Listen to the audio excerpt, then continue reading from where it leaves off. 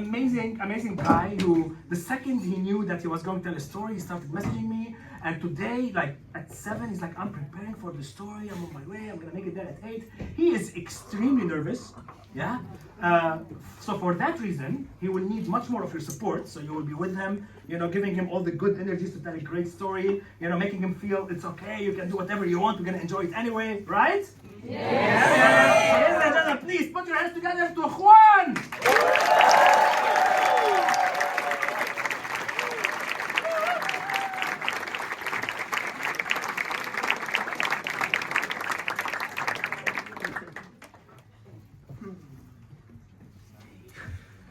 South America, Bolivia, Chulumani.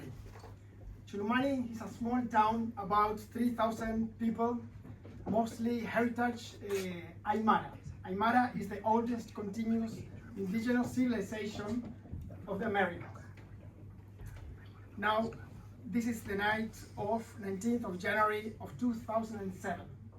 I am 23 years old. I am backpacking from my country, Argentina, way to Bolivia and Peru with my friend Nicolas, and we are on a low budget trip. We avoid taking flights, not for the emissions. Back then, in 2007, things were very different. There was no shame for flying, and there were no mobile phones. We are carrying the flag of our country, and we will invite people that we meet along the route to sign the flag in a symbol of friendship and memory. Now, we don't know that we are about to spend the night in the police station of Chulumani. And there's another character in this story. I don't know her yet. She is a mother. My name is Margarita. I am a single mother of 4 children. My youngest is 9, my eldest is 31 years old. His name is David. We all live in the same roof, and our lives follow the rhythm of the fields as we work harvesting coca leaves and coffee beans, depending on the season. We speak both Spanish and Aymara at home, so my children can speak and connect with the workers on the field.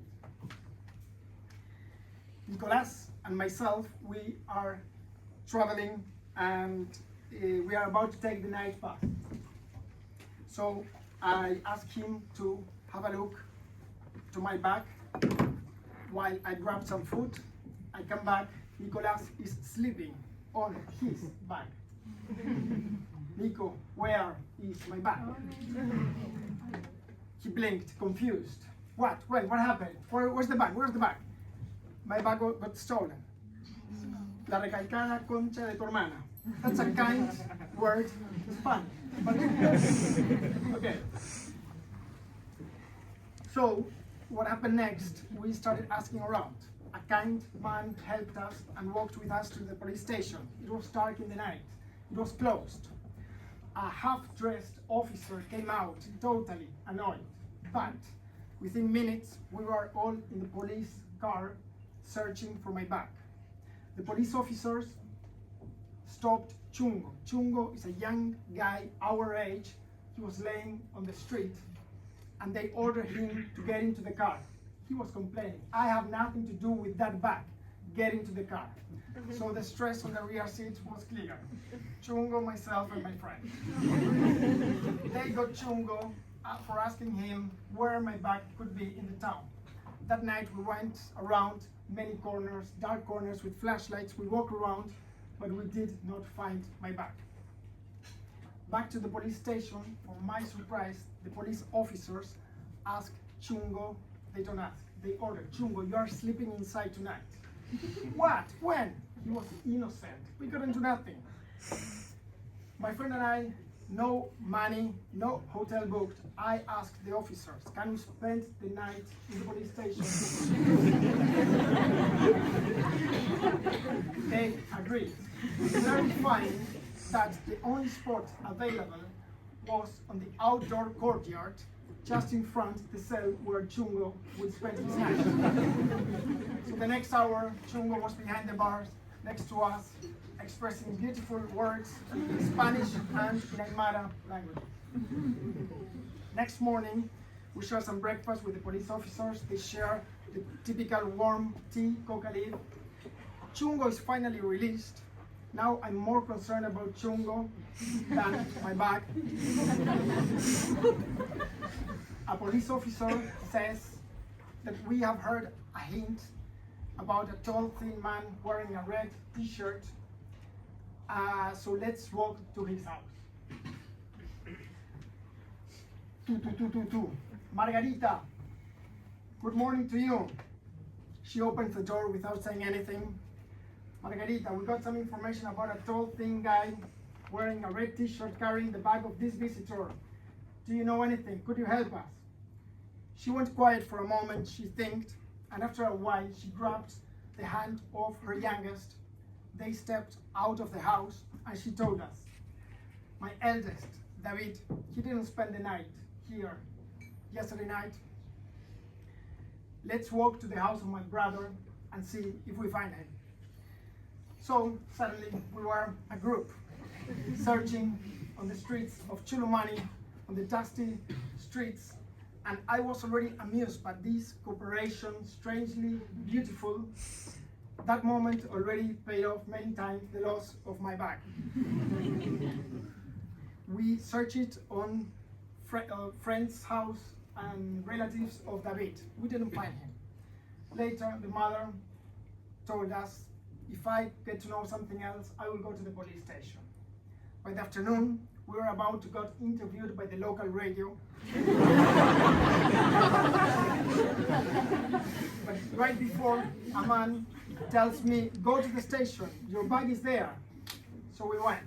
When I reached the station, we reached, my friend and I see the youngest of Margarita, my backpack, and David, the thief, wearing his red t-shirt, head down, bowed, staring at the floor.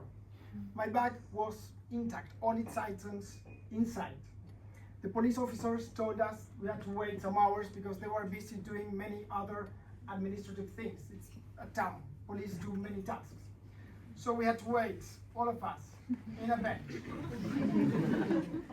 And after 10 minutes, I listened that my friend Nicolas starts chatting with David. And 15 minutes, they're already talking about football.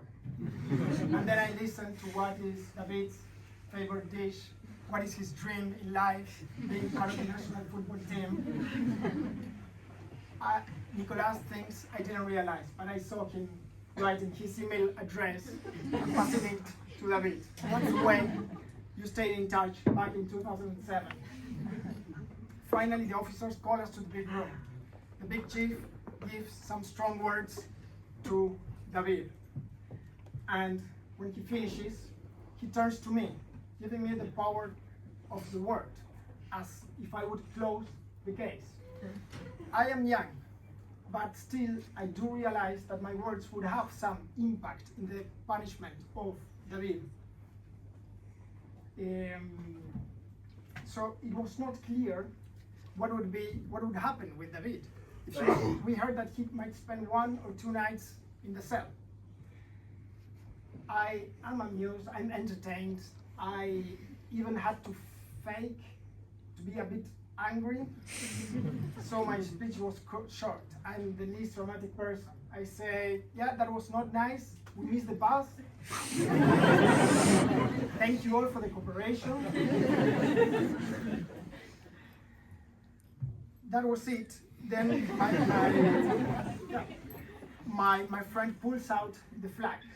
Then the officers sign the flag. Sorry, the mother signs the flag, and I see Nicolas. He wants to get the signature of David. I gave him the look.